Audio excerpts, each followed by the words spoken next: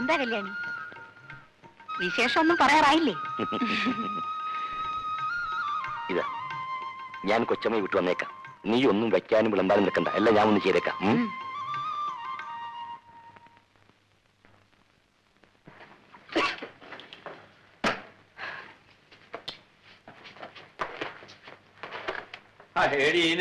ശാലകളുള്ളൂ. എന്താന്ന് വെച്ചാ വാങ്ങിച്ചു കൊടുക്കും. എനിക്കൂടെ 2 രൂപ. പിന്നെ ഇങ്ങനെ കുടിച്ചു കളയാൻ എളുപ്പമാ. ഇതുണ്ടാക്കാൻ ഞാൻ പെടുന്ന പാട് എനിക്ക് മാത്രം അറിയുള്ളൂ. ഇത് ബോംബെ കൽക്കട്ട ഒന്നുമല്ല. ചുവന്ന വിളക്കും കത്തിച്ച് ഇങ്ങനെ വാതിൽ തുറന്ന് കാത്തിരിക്കാൻ. ഈ കണക്കിന് പോയാൽ നിങ്ങളുടെ ചേട്ടച്ചാൻ ചെയ്ത പോലെ ഞാൻ നിങ്ങളെ ഒന്ന് അടിച്ചാക്കും.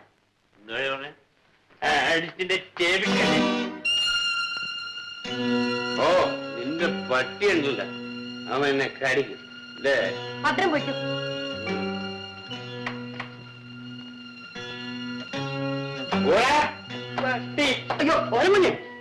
എന്താ ഇത്? വല്യങ്ങൊന്നിന് സുഖമില്ലാതെ കിടപ്പില്ല. അവിടെ വരെ ഒന്ന് വരണം. ഞാൻ ഡോക്ടറാണ്. എന്നാലും അങ്ങനെ പറയരുത്, കൂടപ്പറപ്പല്ലേ. നീ പറഞ്ഞാ അതേടാ, നിന്റെ വല്യങ്ങനെ തോന്നിയില്ലല്ലോ.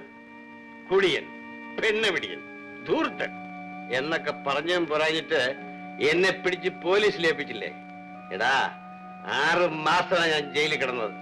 ഒരു പട്ടി എന്നെ അന്വേഷിച്ചില്ല. ചാകുന്നവരൊക്കെ ഇപ്പൊ ചാകട്ടാ പാമ്പറ. കുഞ്ഞിനെ ഞാനിത് അറിയിച്ചില്ലെന്ന് വേണ്ട. ഇനി കുഞ്ഞിന്റെ ഇഷ്ടം, ഞാൻ പോകുന്നു.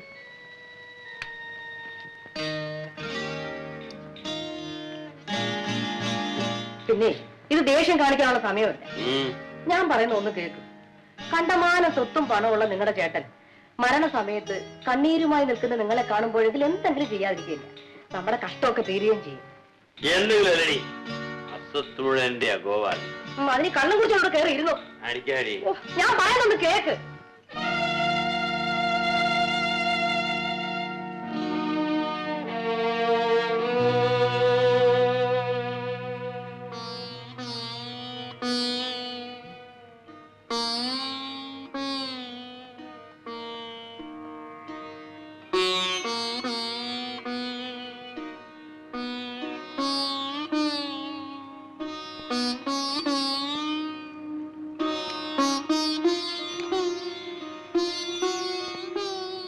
അവസാന നിമിഷം വരെ അദ്ദേഹം അന്വേഷിച്ചത് നിന്നെയായിരുന്നു. അദ്ദേഹത്തിന്റെ മുഖത്ത് നോക്കാനുള്ള ധൈര്യം പോലും എനിക്കില്ലായിരുന്നു. എപ്പോഴെങ്കിലും വന്നല്ലോ. ഞാൻ ഇന്നൊരു പുതിയ മനുഷ്യനാണ്. അദ്ദേഹത്തിന്റെ ഓർമ്മകളുമായി മാനം മര്യാദയായി എവിടെയെങ്കിലും ജീവിക്കണമെന്ന് എനിക്ക് ആഗ്രഹമുള്ളൂ. പക്ഷേ ഈ നിലയിൽ ചേട്ടത്തിയമ്മയും ബാബുമോനെ ഉപേക്ഷിച്ചിട്ട് പോയാൽ ചേട്ടന്റെ ആത്മാവിന് നിത്യശാന്തി കിട്ടുമോ ചേച്ചി? ഇട്ടും പൊട്ടും തിരിയാത്തൊരു കുഞ്ഞാണ് ബാബു. അവനെ മാത്രം കാത്തു സൂക്ഷിച്ചാൽ പോരാത്ത അവസ്ഥയിലാണ് ഞാനിപ്പോ. ഈ നിലയിൽ ഞങ്ങളെ അനാഥരാക്കി അദ്ദേഹം പോയി. അനാഥരോ? ഞാൻ ഇങ്ങനെ വിളിക്കുമ്പോഴോ? എന്റെ ചേട്ടൻ കഷ്ടപ്പെട്ടുണ്ടാക്കിയ ഈ അളവറ്റ സ്വത്തും നിങ്ങളെ സംരക്ഷിക്കാൻ എനിക്ക് സാധിച്ചില്ലെങ്കിൽ ഈശ്വരൻ എനിക്ക് മാപ്പല്ലോ ചേട്ടത്തിയമ്മേ. പക്ഷേ ജയിലിൽ നിന്നും രോഗിയായി പുറത്തു വന്ന് എന്നെ ശുശ്രൂഷിക്കുന്നതിനോ ഒരു നേരത്തെ ആഹാരം തരുന്നതിനോ മാധവി മാത്രമേ ഉണ്ടായിരുന്നുള്ളൂ. അവൾ ആരുമായിക്കൊള്ളട്ടെ, എനിക്ക് അവളെ ഉപേക്ഷിക്കാനൊക്കെ ചേട്ടത്തിയമ്മേ. ആരെ ഉപേക്ഷിക്കണമെന്ന് ഞാൻ പറയുന്നില്ല. ചേത്തിയമ്മ വിഷമിക്കണ്ട, ഞാൻ ഉടനെ പോയി അവളെ വിളിച്ചോണ്ട് വരാം. ഒന്നും പേടിക്കണ്ട.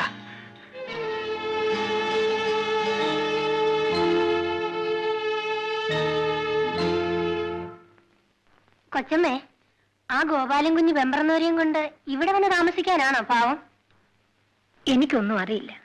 അവരാരാണെന്നും അവരുടെ ജീവിത രീതി എന്താണെന്നും കൊച്ചമ്മയ്ക്ക് അറിഞ്ഞുകൂടാ. നമ്മൾ അങ്ങനെ ആരെയും കുറ്റപ്പെടുത്താൻ പാടില്ല. കൊച്ചമ്മയുടെ കൂടെ ഈ വീട്ടിൽ താമസിക്കാനുള്ള യോഗ്യത അവർക്കില്ല. കൊച്ചമ്മേ, എന്റെ യോഗ്യതയും പ്രതാപവും എല്ലാം കഴിഞ്ഞില്ലേ ശങ്കരൻ നായരെ?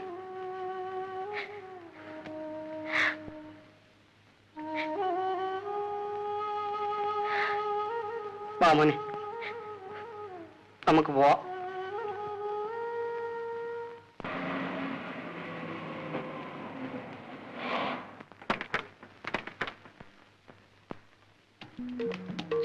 എന്റെ ഇടയെ കൊടുത്തു ഇറങ്ങുവാനും വയ്യ.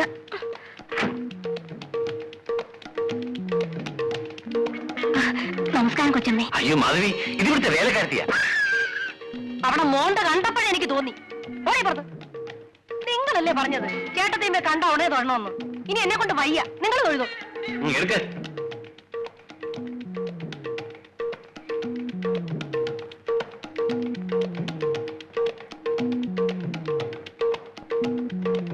എന്താ നടി നോക്കിക്കുന്നത്? ഓ, എ ക്ലാസ് ലേഡീസിനെ കണ്ടിട്ടില്ലായിരിക്കും. ഇതെല്ലാം മുഷിഞ്ഞതാ, വേഗം അലക്കി കിട്ടണം. എന്താ പറഞ്ഞത്? മാധവി, ഇതാ എന്റെ എടുത്തി. സാരമില്ല. എന്താ പേര്? മാധവിക്കുട്ടി. അയ്യോടാ, ചെന്തങ്ങുമുക്കിൽ മാധവിക്കുട്ടി എന്ന് കേട്ടിട്ടില്ലയോ? അതായത് റെഡ് കോക്കനട്ട് ജംഗ്ഷൻ എന്നും പറയാം. മാധവിക്കുട്ടിയുടെ പേരങ്ങോട്ട് പറഞ്ഞാ മതി, അടി കിട്ടുമായിരിക്കും. അത്രയ്ക്ക് പേരും പ്രശസ്തിയുമാണ്. അറിയാത്ത ഒരു പട്ടി പോലും കാണുകയില്ല. അത് ശരി. അല്ല, എല്ലാവരും അറിയുമെന്ന് അർത്ഥം. ശങ്കരനായരെ, ഇതൊക്കെ എടുത്ത് അകത്ത് കൊണ്ടുപോയിക്ക്.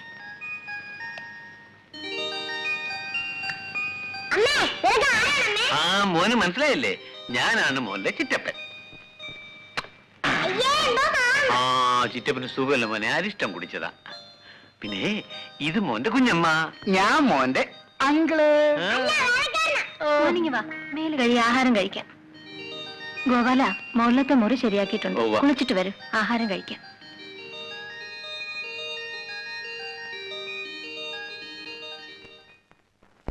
മാധവി കണ്ടോ ഇത്ര മനോഹരമായിരിക്കും നമ്മുടെ തോപ്പെന്ന്? തെങ്ങുണ്ട്, വാഴയുണ്ട്, നെല്ലുണ്ട്, എല്ലാ കൃഷികളും ഉണ്ട്. ഇറങ്ങി വാ.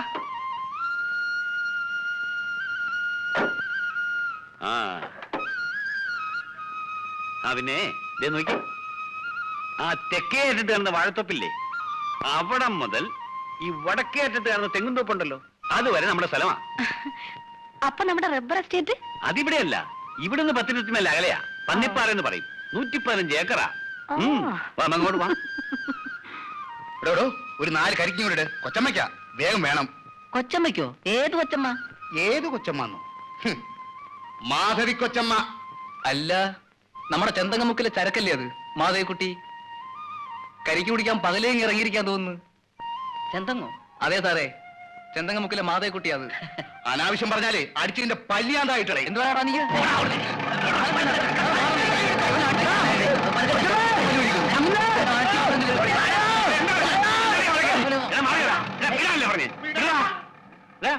എന്താടാ കൊച്ചമ്മയ്ക്ക് കരിക്കിടാൻ പറഞ്ഞപ്പോഴേ ഇവന്മാർ അനാവശ്യം പറയുന്നങ്ങനെ. പിന്നെ ഇതെന്താ വന്നിട്ട് വകയല്ലേ? മര്യാദയ്ക്ക് സംസാരിക്കണം. ഈ പറമ്പ് ഞങ്ങളുടെ വകയാ.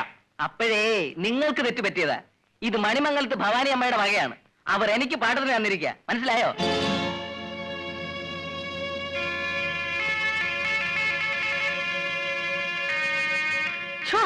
ഇതിപ്പോ ഒരു നാണക്കേട് വരാനുണ്ടോ? ഭവാനിയമ്മയുടെ മറ്റവരായിട്ട് നടന്നോ? എന്നിട്ട് പറച്ചില്ലോ സത്തമുഴുവൻ എന്റെ നാടി പോലും. നിങ്ങളെ കൊണ്ടൊരു കരിക്കടിക്കാൻ പറ്റിയോ? ഒരു മുതലാളി. ഇപ്പൊ മനസ്സിലായല്ലോ നിങ്ങൾ ഇവിടെ ആരും അല്ലെന്ന്. അയ്യോ കൊച്ചമ്മ കൊച്ചമ്മ എന്നോട് കൊണ്ടോ. അപ്പൊ ഒന്ന് നിന്നങ്ങനെ എടാ, നിന്നെ അങ്ങ് തൊടുപുഴ കണ്ടോളാടാ.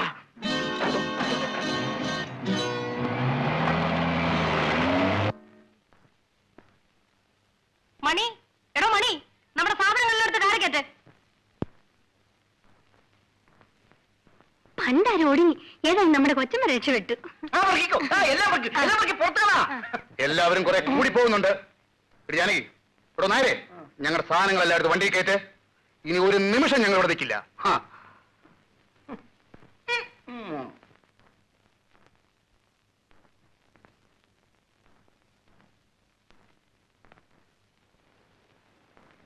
എന്താ ഗോപാല, എന്തുണ്ടായി? എന്തുണ്ടായെന്നോ? ചേട്ടൻ ജീവിച്ചിരുന്ന കാലത്ത് അങ്ങേർക്ക് മാനക്കൾ ഉണ്ടാകണ്ട എന്ന് വിചാരിച്ചാ ഞാൻ മാറി താമസിച്ചത്. പിന്നെ ഈ വസ്തുക്കളൊക്കെ ഒന്ന് നോക്കുക അന്വേഷിക്കാൻ ചെയ്യാൻ വേണ്ടി ചേട്ടത്തിയമ്മയുടെ ആവശ്യപ്രകാരമല്ലേ ഞാൻ വീണ്ടും ഇവിടെ വന്ന് താമസിച്ചത്. അതിനിപ്പോ എന്ത് സംഭവിച്ചു? എന്ത് സംഭവിച്ചെന്നോ? നമ്മുടെ നിലം പാട്ടത്തിന് എടുത്തിട്ടില്ലേ ഒരുത്തൻ? ആരാ? ഗോവിന്ദനോ ഗോപാലനോ? എനിക്കറിയാൻ പറ്റില്ല. ഞാൻ നിലത്തോട്ട് കാലെടുത്ത് വെച്ചില്ല. അവൻ എന്തെല്ലാം പറയുന്നറിയോ? മാധവി ഞാനും ആരാണെന്ന് അറിയാതെ പോലും ഞങ്ങളെ അങ്ങേയൊക്കെ ആക്ഷേപിച്ചു. ഗോപാലൻ വിഷമിക്കണ്ട, ഞാൻ അയാളെ എങ്ങോട്ട് വിളിപ്പിക്കാം. വേണ്ട, അയാൾ പറഞ്ഞത് ശരിയല്ലേ. എനിക്കിവിടെ എന്ത് അധികാരം ഉള്ളത്? ഇതെല്ലാം ചേട്ടന്റെ വകയല്ലേ. ഇതിന്റെ നടത്തിപ്പുകാരനായിട്ട് പോലും എന്നെ കാണാൻ ജനങ്ങൾ കഴിയുന്നില്ല. അതും പോട്ടെ, നമുക്ക് ആവശ്യമുള്ള എന്തെങ്കിലും ഉത്തരവാദിത്വപരമായിട്ട് ചെയ്യാൻ സാധിക്കുന്നു? അതുമില്ല. നിലത്തിലൊരു പമ്പ് സെറ്റ് വെക്കാനോ ബ്ലോക്കിൽ പോയി വിത്തും വെള്ളം മേടിക്കാനോ എനിക്ക് വല്ല അധികാരമുണ്ടോ? ചേർത്തിയമ്മയ്ക്ക് ഇതിൽ ഇറങ്ങി പോകാൻ സാധിക്കുമോ? അതിന് വഴിയുണ്ടാക്കാം. ശങ്കരൻ നായരെ, ആ വക്കീൽ സാറിനോടൊന്ന് ഇങ്ങോട്ട് വരാൻ പറയും.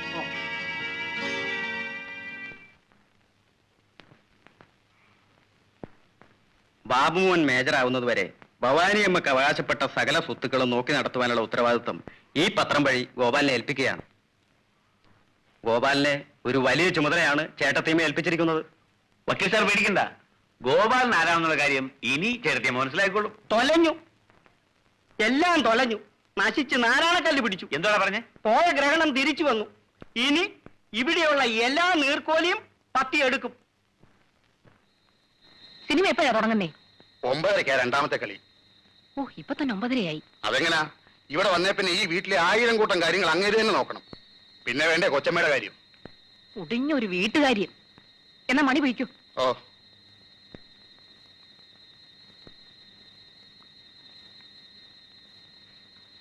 പിന്നെ ഒരു നിമിഷം.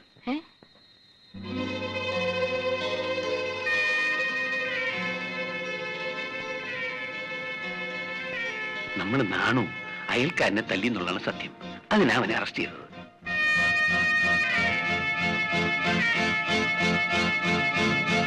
അവൻ ഇവിടുത്തെ വേലക്കാരനാണെന്ന് അറിഞ്ഞപ്പോ എന്നോട് തന്നെ ഈ പറഞ്ഞു.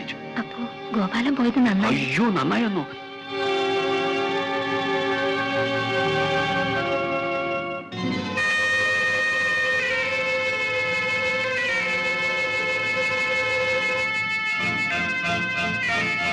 സിനിമയ്ക്ക് വന്ന് താമസിക്കുകയല്ലേ? വാപ്പാ, ഇനി എന്തിനാ സിനിമ? ലവ് സീനും കുറെ കഴിഞ്ഞാൽ കിടക്കാമുറി സീൻ വരെ ഇവിടെ തന്നെ കാണാമല്ലോ. മാധവി, അരിശം വരുന്നു. എന്റെ കാര്യം നോക്കാൻ ഇവിടെ ആരുമില്ല. ഭർത്താവ് എത്താനെന്താ? അനീഷാനുണ്ടല്ലോ, കൊഞ്ചാനും തൊള്ളാനും ഒക്കെ. ഇനി അവിടെ തന്നെ ചെന്ന് കിടന്നു.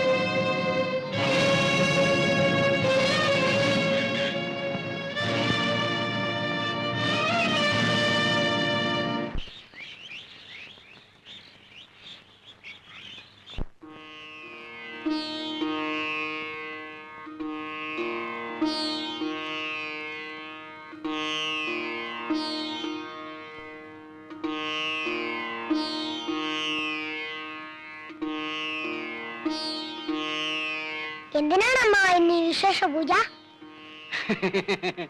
ഇന്ന് എന്റെ ബാബുവിന്റെ പിറന്നാളല്ലേ? ശങ്കരനാരെ, ഇന്നെന്റെ ബർത്ത്ഡേ ആണല്ലേ അമ്മേ? അതാണ് ഈ വിശേഷ പൂജ. എനിക്കിന്ന് കേക്ക് മുറിക്കണം. ആ, ഈ കൊല്ലം നമുക്ക് പൂജ മതി മോനെ. അടുത്ത പിറന്നാളിന് നമുക്ക് കേക്ക് മുറിക്കാം. എനിക്ക് ഇന്ന് കേക്ക് മുറിക്കണം. അച്ഛനുണ്ടായിരുന്നെങ്കിൽ കേക്ക്, ബലൂൺ, സീറ്റ്, കളിപ്പാട്ടം ഒക്കെ വാങ്ങി തന്നെ. എനിക്കിന്ന് കേക്ക് മുറിക്കണം. വലിയ കേക്ക് വേണം. ആ, എല്ലാം വൈകുന്നേരത്താവാം. മോന് സ്കൂളിൽ പോകാൻ നേരമായില്ലേ? ചെല്ല, വാ മോനെ, സ്കൂളിൽ പോകാൻ നേരമായില്ലേ? അനിയൻ കുഞ്ഞിനൊരു ഉമ്മ, ഉമ്മ, ഉമ്മ. ആ മോനെ, അമ്മാവ, അനിയൻ കുഞ്ഞിന്റെ ബർത്ത്ഡേ എപ്പോഴാണ് അമ്മാവ? അത് പിറന്നിട്ടല്ലേ മോനെ പറയാൻ പറ്റൂ. ചെല്ല്. വാ മോനെ, നമുക്ക് പോകാം. കേക്ക് വാങ്ങിക്കാൻ മറക്കരുത് കേട്ടോ. ഇല്ല മോനെ.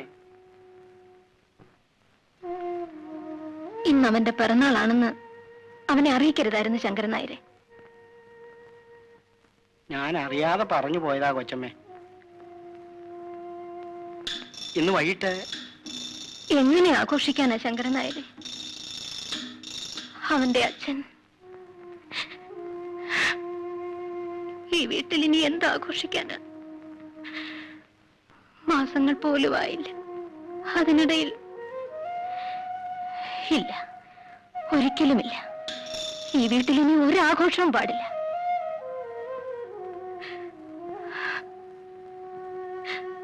അമ്പലത്തിൽ പോയി ബാബുമോന് വേണ്ടി ഒരു പുഷ്പാഞ്ജലി നടത്തിയേക്കാം.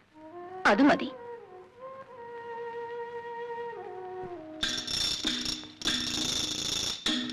പിന്നെ ഒന്നിങ്ങി വരണം.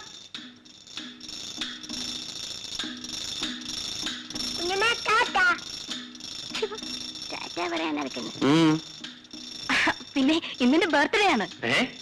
നമ്മുടെ ഫ്രണ്ട്സിനെ ഒക്കെ വിളിക്കണം. ബർത്ത്ഡേയോ? ആ, ഇന്നോ? എന്നാര് പറഞ്ഞു? ഞാൻ പറയുന്നു. ഓ, അങ്ങ് തീരുമാനിച്ചു കഴിഞ്ഞു. ശരി, എന്ന് നടക്കട്ടെ. എടി ജാനകി, പിന്നെ വലിയൊരു കേക്ക് വാങ്ങിക്കണം. ആ എടി 3 വക പ്രഥമം വേണം. പാൽപായസം, അടപ്രഥമൻ, കൊച്ചമ്മേ, ഈ വീട്ടിൽ വെച്ച് ഇപ്പോൾ ഇതൊക്കെ വേണം. എന്താടി ഇത് നിന്റെ മറ്റവന്റെ വീടാണോ? ദേ പറയുന്ന പോലെ കേട്ടോണം. മാധവി, ജാനകി പറഞ്ഞത് അദ്ദേഹം മരിച്ചിട്ട്. ആരുടെ അദ്ദേഹം? ചേടാ, ഒരു ഭർത്താവ് ചത്തെന്നും പറഞ്ഞ് ലോകത്തുള്ള പെണ്ണുങ്ങളെല്ലാം കടന്ന് കരയണമെന്നുണ്ടോ? അല്ലെങ്കിൽ ഞാൻ കാണുന്നുണ്ട് ഓരോരുത്തർ എത്ര നേരമാ കടന്ന് കരയുന്നതെന്ന്.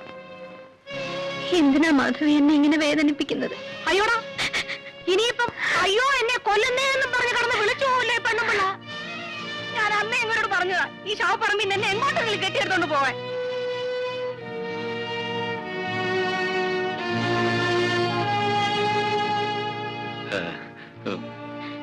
ചേട്ടത്തിയമ്മേ, അവളോട് നടക്കട്ടെ, എന്ത് വേണമെങ്കിലും നടക്കട്ടെ.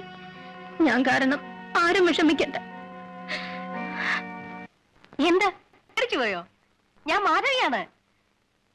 ഓ, ഇപ്പൊ കച്ചവടം ചൂട് പിടിച്ച് നടക്കുന്ന സമയമായിരുന്നല്ലേ? പിന്നെ ഞാൻ വിളിച്ചത് ഇന്ന് വൈകുന്നേരം 5 മണിക്ക് എന്റെ ബംഗ്ലാവിലേക്ക് വരണം. എന്റെ ബർത്ത്ഡേ ആണ്.